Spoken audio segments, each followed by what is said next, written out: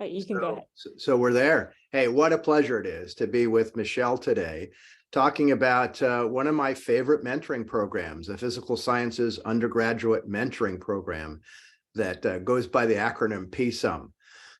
So I am privileged to be in my 9th year as a mentor in the PSUM program. I graduated from UC Irvine as its first class that was there for 4 full years. I graduated in 1972. So 1968 is when I began my 4-year undergrad at UC Irvine. Graduated in physics. And it was a remarkably positive, challenging, and satisfying undergrad experience. So a little bit about my career path since then. I've been blessed to really live 3 career lives and some subsets in each of those lives. And really now I'm in my 4th career life. So let me mention what those are. For the first 20 years after leaving UC Irvine, I worked for some small and large engineering companies, focusing on acoustical engineering. That became my technical specialty. And that work was principally focused on land development, mostly in Orange County. And I did that work for about 20 years. And then I transitioned from the private sector to the public sector and began working at John Wayne Airport, a really wonderful airport with lots of great support to the traveling public, air traveling public in Orange County, and a wonderful place to work. I spent nearly the first decade managing the access and noise office along with the team of staff that I managed. We measured all of the aircraft operational noise levels and made sure that they met the requirements of a federal court order. It was very interesting. And for the second half of my 20-year career at John Wayne Airport, I transitioned into the facilities division, where I was number 2 in facilities as the Assistant Deputy Airport Director Facilities. And along with a fabulous team, had a number of direct reports from various subgroups. But I would say one of the highlights of that second decade at John Wayne Airport was being part of the leadership team to build the 3rd terminal that now exists at John Wayne Airport. It's the terminal that Southwest Airlines, I think, typically operates from. And during each of those private sector and public sector career paths, I was also a member of the United States Coast Guard Reserve. And I stayed with the Coast Guard to complete a 38-year career as a senior officer, beginning as an enlisted member for the first 8 years, and then as a commissioned member for the next 30 years, and had lots of opportunity to work with some amazing people in some amazing different jobs. And in the Coast Guard, I traveled to 5 of the 7 continents on the planet doing United States Coast Guard work.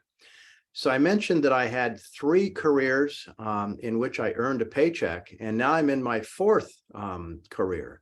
And that's the career where I'm giving back my time at no cost, working with lots of nonprofits, one of them being here, this physical science undergraduate mentoring program, where, as a dear friend and a pastor once said, whereas I needed to be good when I earned a paycheck, now my goal is to be good for nothing.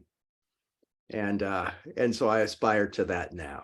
So that's a little bit about John Leyerle and the background of my now four career paths that I've been blessed to be a part of, focused principally on the fact that this is my 9th year in the PSUM program, working with some amazing mentees. I'm certain that I'm learning at least as much and maybe more than each of the mentees I've been blessed to be paired with. Thank you, John. Wow. So yeah, you mentioned having 4 career paths or like the separate career lives, and that's really amazing, everything you've done. So our first question is, how did you become interested in like I guess acoustical physics? I think yeah, acoustical engineering. Well, as is true of much of life, it was, I think, serendipity at some level. So as I graduated from UC Irvine, in those days, there weren't computers. There weren't personal computers or even computers that typically are available to us today. So I went to the career placement office, and they had a 3-ring binder with potential job ads, some interest from local employers for folks that had attended UC Irvine. And I responded to 2 of them and was hired by one. Hired by a small consulting firm in Norwalk, Industrial Noise Services, and was blessed to work with a gentleman who had a doctorate in physics, who really gave me a lot of practical understanding and insight. And in the early years, I focused on industrial noise measurement and noise control, occupational noise measurement. And that transitioned to environmental noise measurement, noise control, principally the noise from sources of transportation, automobiles, trains, and airplanes. And as I continued on with 3 other companies in that field, I came to realize something about myself, that while I certainly had a degree in physics and really enjoyed technical things and still do, that there were 2 parts of my personality that, if satisfied, would give me a fulfilling work environment. And that is to have some involvement in technical things and some involvement in interpersonal social things. That is working with people, working with teams, ultimately managing and then leading a large number of teams was a fulfillment of that soft aspect of my humanness. So serendipity led me to acoustical engineering, and along the way I learned more about myself and was blessed to be able to apply that working with people and teams in every one of my career paths beyond those early days. Awesome. Yeah, I really like how you're able to like identify like the 2 parts that are like important to like a job you wanted, like the technical part and also like the social part. I think it's definitely really important.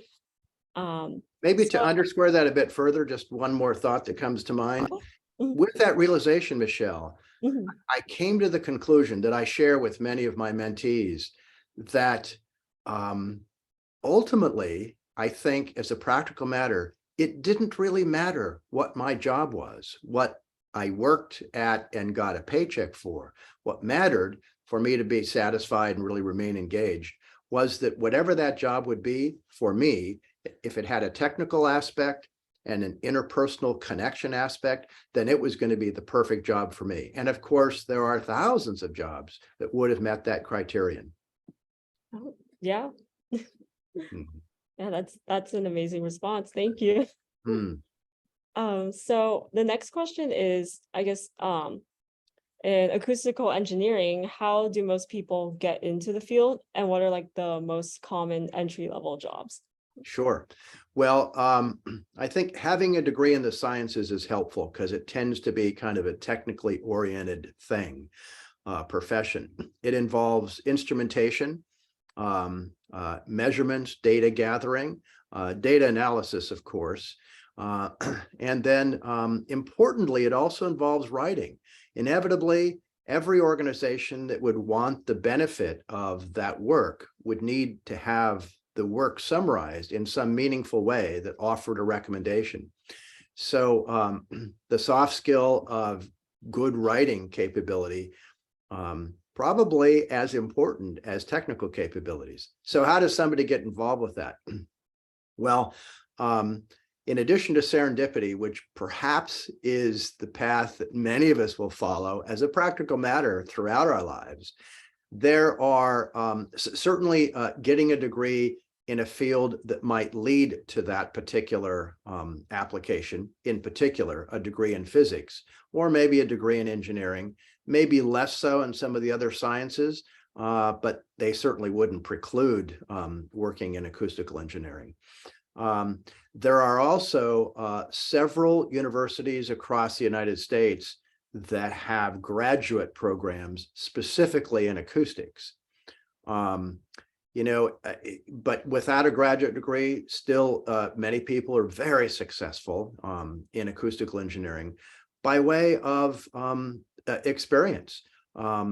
applying some of their, basic fundamental college skills, and then connecting with one of many of the very good groups that do that work, and working with a gentleman like the gentleman I got to work with, Dr. Vince Salmon, who had his doctorate in physics, who was a mentor to me in the early days.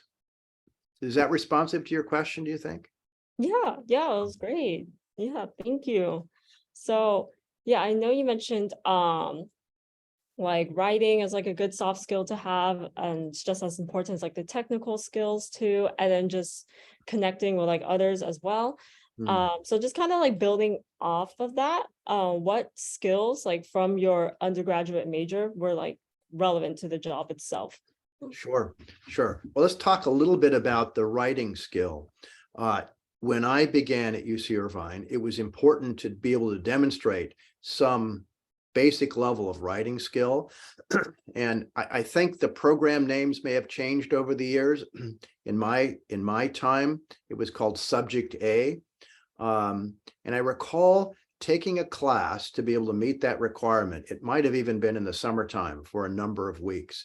And I remember one of the revelations I got from that class is that depending upon your audience, you might write with different styles. Certainly, maybe a for instance would be, if you're going to write a greeting, maybe if I'm going to write a birthday card greeting to Michelle, I might write more informally than, or it may be obvious, a more informal writing, than if I'm going to write a report on an analysis for the measurement of occupational noise exposure at a car manufacturing plant. And so there's different styles, and that's okay. And it beyond okay, it's appropriate. Writing is one form of communication. There are other forms of communication. What we're doing right now is we're talking, and certainly that's a form of communication. Body language is a huge form of communication. In fact, I've read that psychologists say that when we're interacting with people, a large majority, about 80% of what we communicate is nonverbal. It's our facial expressions, it's our posture, it's our attentiveness, those sorts of things. And that leads to a truism that I love to reference, and I often share with mentees, that communication is the most important thing, and good communication is one of the hardest things to do. So by that, what I mean is, until we connect by some means, in writing or by verbal message or whatever, until we connect, we haven't shared that informational link that we intend to offer to each other. And that while we're really interested in sharing something that's important to us, it's sometimes, no, it's often challenging to have the other person, or persons, if it's a large group, get all the nuance and maybe even some of the basic stuff of what you mean to communicate. And so a technique that sometimes I use, especially if it's a really important communication message, I might say, gosh, here's what I'd like to share. And then when I finish sharing, I might solicit a response by asking, what sense does that make to you? What did you hear me say? That's a skill, that's a technique that I find to be very useful in life, not just in my professional walk. Okay, thank you, John. That was really insightful. So like basically like good communication is kind of the basis for like a lot of things, huh? Truly. Yeah. I'd say there's some other cornerstones of success professionally, and this may get to a question that you have yet to articulate. And I share this with mentees often as well, that that one of the fundamental keys to success professionally, and certainly to success in life, is having the ability to have good or strong interpersonal relationship skills. What does that mean? That means the sense, the ability to communicate well with people through both those overt attempts, both verbal and written, and those non-overt aspects, which is the body language business, to communicate well with people and to develop good interpersonal relationship skills. Things like being willing and interested to be part of a team. There are very few professional walks that rely on a single individual. As a rule of thumb, everybody has folks that they report to, and those folks have folks that they report to. And as a general rule, all of us work in some kind of a collaborative organization.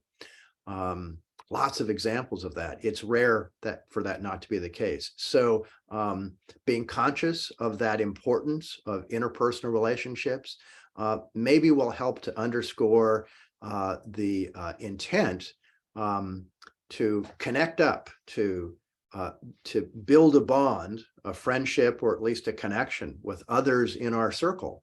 And that really maximizes our success. Yeah, I've definitely seen that in my own experiences too. Like everywhere you go, like you're always collaborating, and it definitely always helps when you're just open to like connecting to like the people you're working with. So yeah, thank you. That was awesome.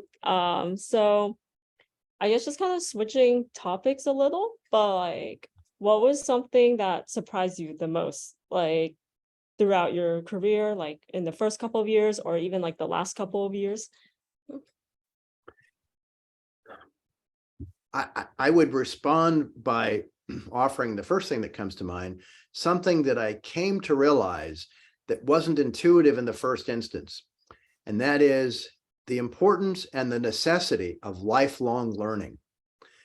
So when I graduated with a physics degree at UC Irvine, that was challenging and satisfying and fulfilling, I think at that point in life, I had a sense that I had learned quite a bit, and now I probably could just begin to apply it and I'd be good to go. And while I think that was true at some kind of basic fundamental level, the truth that I came to learn over time is that not only is it important to always be open to learning in every aspect of life, but those who I have recognized in my walk as the more successful, the more capable, the more engaged, the more embracing individuals are folks that have always committed to continuous learning. So what does that mean? That means being open to other perspectives, maybe even soliciting opinions. What do you think about this? Or how did this affect you? Reading, a variety of forms, continuing in formal education, and certainly continuing in informal education. So one of the things that I think was important is continuous learning, and it wasn't intuitive for me. So maybe that was a surprise for me along the way. I guess another truth, as I look back in retrospect over the three aspects, the three centers of my career path, sectors, I've come to realize that nothing is static. Things are ever changing, and that's good.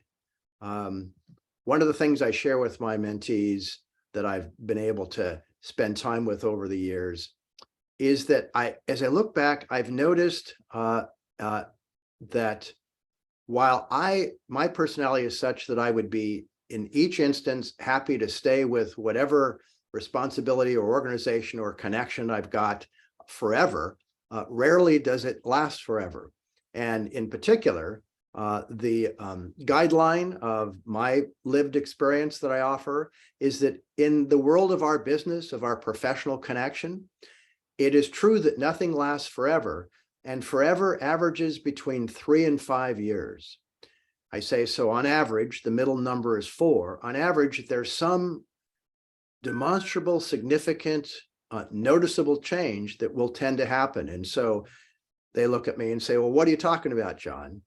And an example, many examples of that, a change that may occur is you change bosses, or maybe you change organizations, or maybe you stay with that organization and your job duties significantly change. So change, I've come to learn that wasn't intuitive to me at the beginning of my career, is inevitable, and it comes on kind of a cycle. And knowing that helps for me, and I think for others, to build an expectation that prepares us both practically and emotionally to embrace it and say, yeah, here's another change. It's a good thing. And I'm excited about it. So I guess those are 2 examples of surprises or things I didn't know to begin with that seem to have been true over and over again over the course of my 3-sector career. And of course, it's true now in the 4th career path as I continue to support nonprofit groups. Change is inevitable, and it's a good thing. Thank you, John. Wow, that was amazing. So like lifelong learning and then change is inevitable. Right. Those are some really good like lessons to remember, and I'll definitely try to like incorporate that in my own life and what I do as well. So you've given a lot of amazing like insight and advice. So before we conclude our interview, I was wondering if there's any like last bit of advice you would like to give to any student like considering like pursuing a job in acoustical engineering, or just like any student in general. For sure, at least a couple of things that I would offer up. That success in life, and specifically success professionally, is grounded on relationships. Relationships are completely essential and very important. And as we build relationships, my encouragement is that those are the relationships, the interactions that come naturally. The people who are in our circle, the people that we happen to interact with in some circumstance that we're now in. And in building those relationships, we begin to build friendships and acquaintances. We might ask, gee, my name is John. What's your name? Gosh, what are you most interested in, Michelle? Or what's your field of study? And that begins to build a connection between us. Not only is that fundamentally valuable in our workaday world with the teams or the groups that we're going to work with, but that becomes the natural way of building a network. A professional network is simply a group of people with whom we've already built some kind of a relationship, some kind of an awareness between us and them that may be valuable as we continue to grow professionally. Now, the building of a network, I would say, should genuinely come from the building of relationships. But as we build those relationships, it really can have a significant professional benefit to us in our professional network. And here's how important that is. I mentioned early on that my very first job, how I got into the field of acoustics, came from going to the UC Irvine Career Placement Center that existed when I graduated, and looked at a couple of job listings that they had received.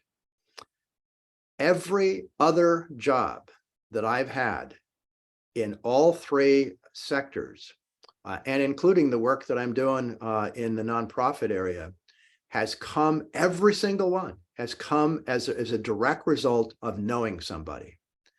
My professional network has been fundamental in every single opportunity that I've ever had beyond the very first one. So if it's the 99.99% likelihood of your success professionally, I would say it's important to do. And certainly as I look around and I watch, peers in my various professional walks, I see that folks kind of naturally and in some instances intentionally do the same thing. They build relationships, and out of that comes a professional network that has direct bearing on the work, on the jobs that you will get as you continue on, both in an organization and in various organizations. So one thing is networking. The other thing that I offer is the value of getting some form of work experience at the professional level. And one example of ways that mentees I've worked with have been able to get it in their undergraduate work at UC Irvine is through being involved in some kind of network or some kind of research program where they intern. Turns out that there's lots of benefits out of doing intern work. One is you tend to have some responsibility to show up at various times and people will count on you, which is a little bit like going to work. So you begin to develop that sense of being on time and being in a place when people, connect with you. Sorry. Are we still okay? Okay. Yeah, great. Yeah. You're light timed out. Yeah.